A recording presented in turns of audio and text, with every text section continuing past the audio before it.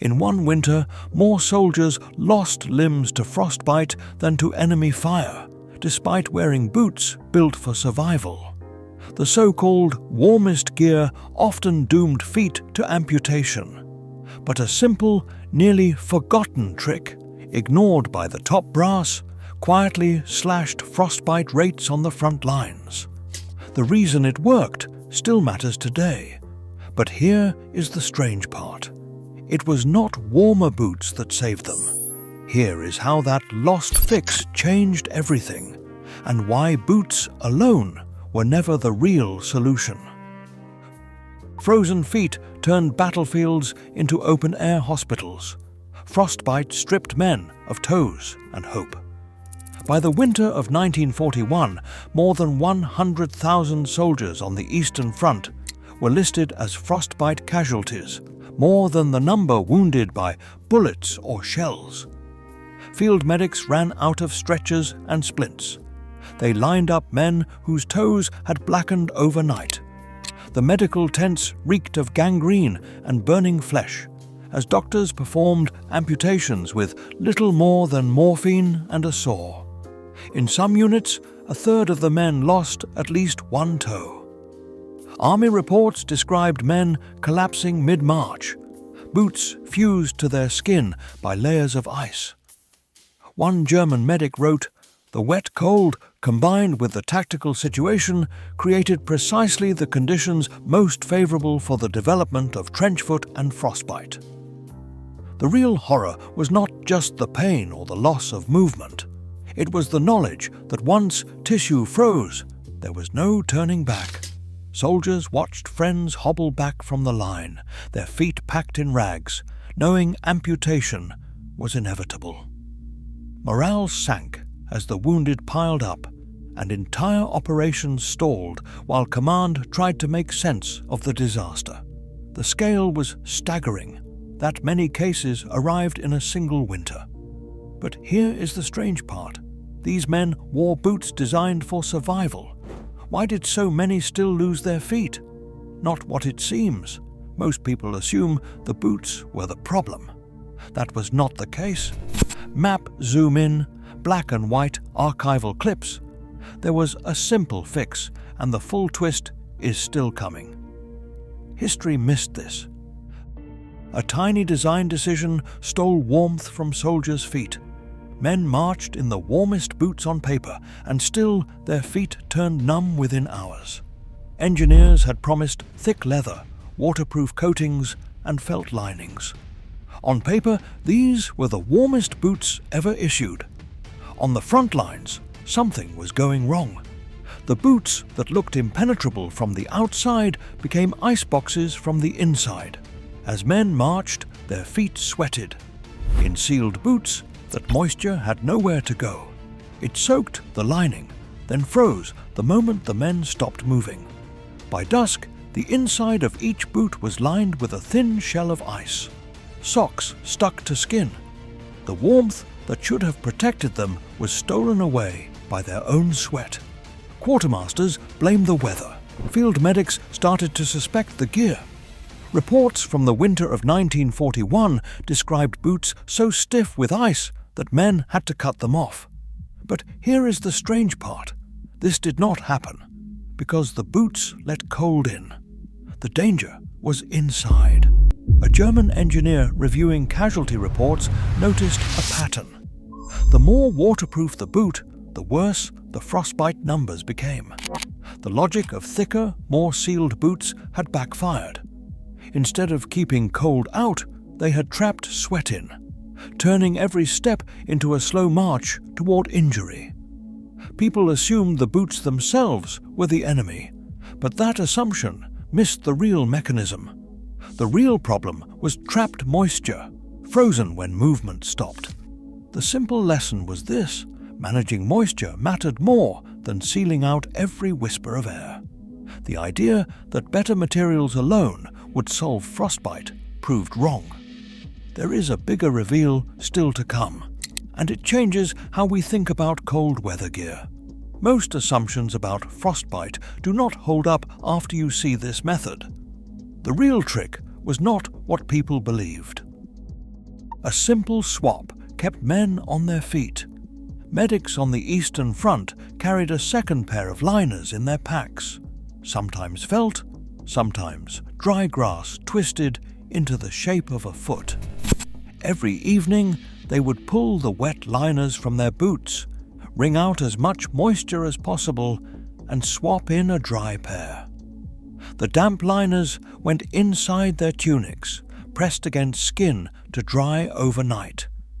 In the morning, boots went back on with warm, dry liners. The routine was simple, but the results were undeniable. Field reports from January 1942 tracked a 60% drop in frostbite cases in units that managed daily liner swaps. Soldiers used whatever they could find: wool felt cut from old uniforms, hay gathered from barns, even strips of newspaper. The key was always the same: keep a dry barrier between foot and boot, and never start the day with yesterday's sweat still trapped inside. Lieutenant Heinz Stark, writing from a field hospital, credited this trick with saving his feet after watching others lose theirs. His letters described the relief of warm toes on a morning when half his platoon hobbled to the medics. He later called it the only reason he walked home after the war. Medics became experts at improvising liners and teaching the swap to new recruits. Some units even set up drying lines inside tents, boots, and liners hung like laundry. The method did not require new technology or special gear. It needed discipline and a little ingenuity. In the worst conditions, it was the simplest fix that kept men on their feet. This part is easy to overlook, but it worked, even when nothing else did. Dry liners, dry feet. Quartermasters held the purse strings and the power. After the war, they studied the liner swap routine and saw only hassle: extra parts to track, more inventory to manage, more opportunities for things to get lost. Manuals from the 1950s began to downplay the liner method. They called it old-fashioned and prone to user error.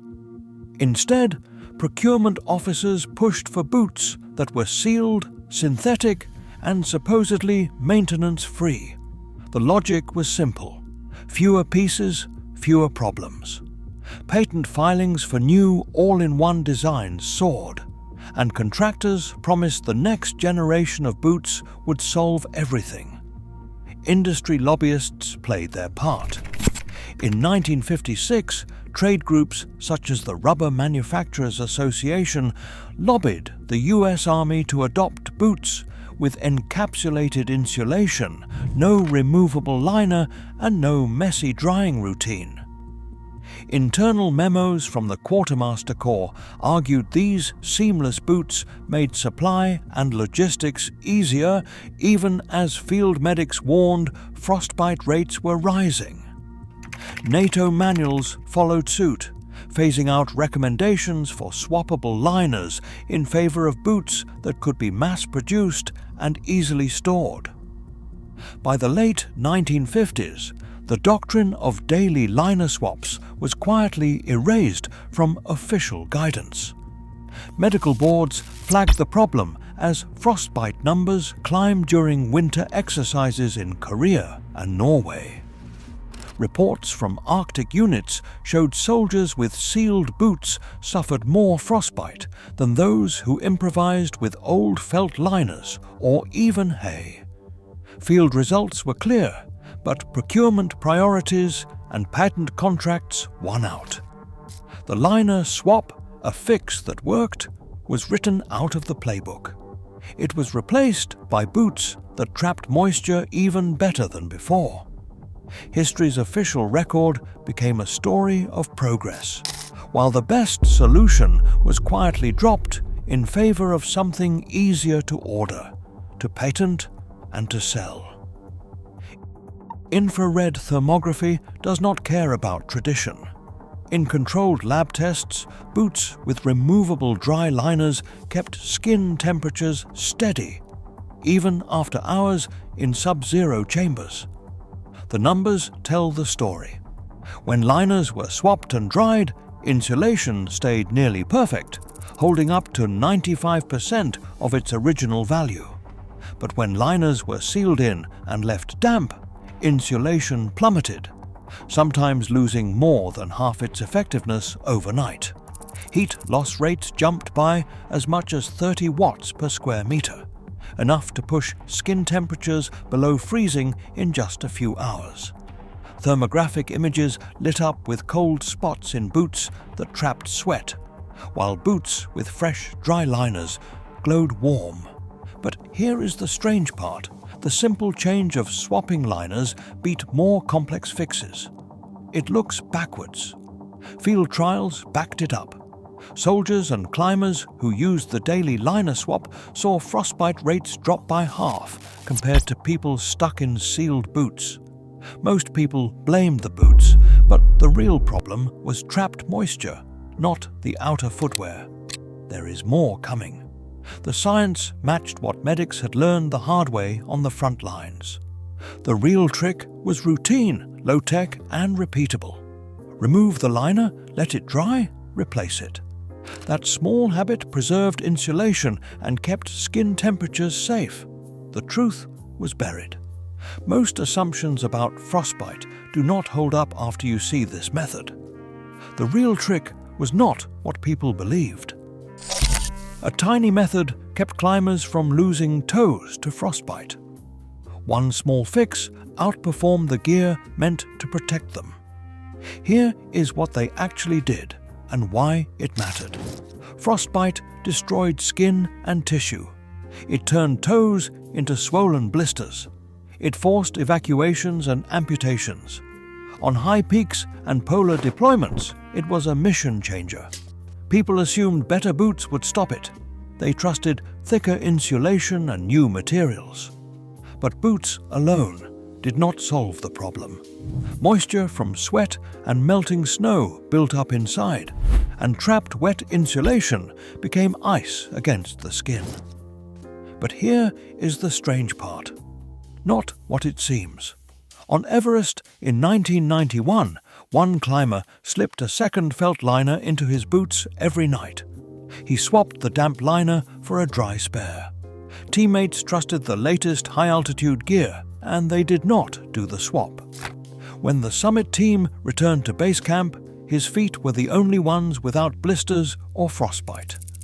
Medical logs from that expedition show 0 cold injuries for the double liner user, while others lined up for bandages and hot water baths. The trick did not go unnoticed. Within a year, new patents appeared for modular boot liners, essentially a rebranding of the World War II liner swap dressed up for the outdoor market.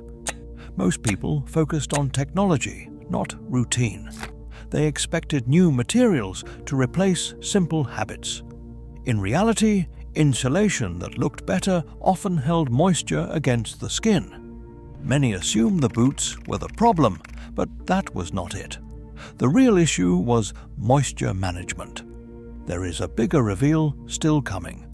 Today, Arctic guides and military instructors still teach the same routine. Dry the liner, swap it daily, keep the spare dry, and your toes will thank you. After decades of innovation, the most reliable frostbite fix is the one nearly forgotten. The real story is different. The final twist is the irony. The simplest solution, a nightly liner swap and a dry spare, outperformed the latest fabrics and fancy designs. Most assumptions about frostbite do not hold up after you see this method. The real trick was routine, not technology. Today, frostbite still claims lives in remote disasters and modern conflicts. The simplest field fixes, often ignored, still outperform sealed, high-tech gear when temperatures plunge. Old wisdom is not obsolete. it is often just overlooked. When survival is at stake, history's quiet solutions might be the difference. What would you trust with your toes?